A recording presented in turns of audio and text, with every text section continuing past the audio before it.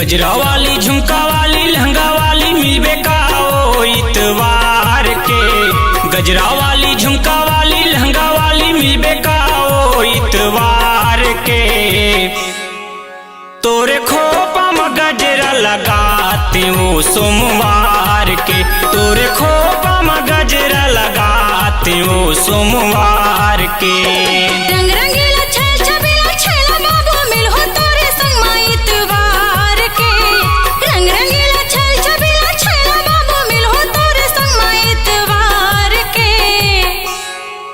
मोरे खोपा में गजरा लगाबे रे सोमवार के।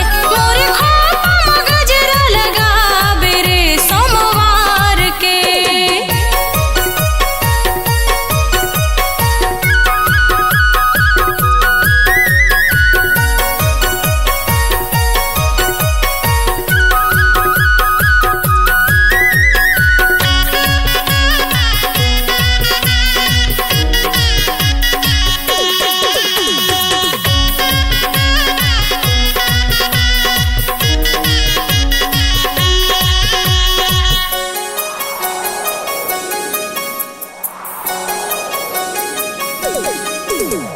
मंगल के आबे मिले बरो बांट ले माया दोनों झनवो कर ले बोने इकरार।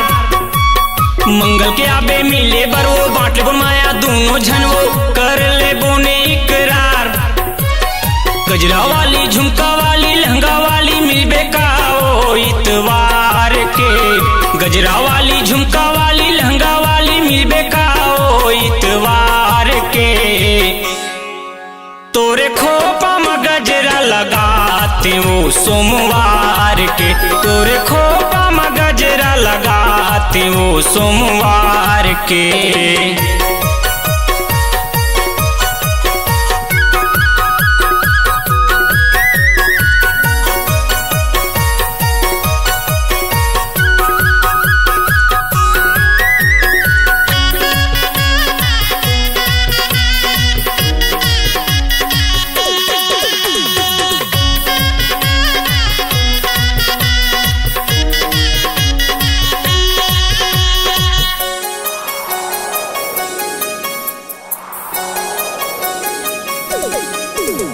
इतवार के आहू छुट्टी रहे तोर मोर जोड़ी बढ़िया भाभी करे ले बोने हम प्यार।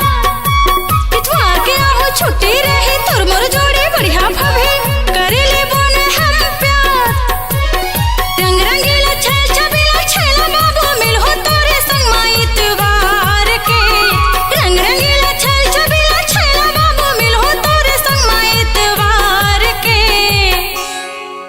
मोरे खोपा में गजरा लगाबे रे सोमवार के। मोरे खोपा में गजरा लगाबे रे सोमवार के।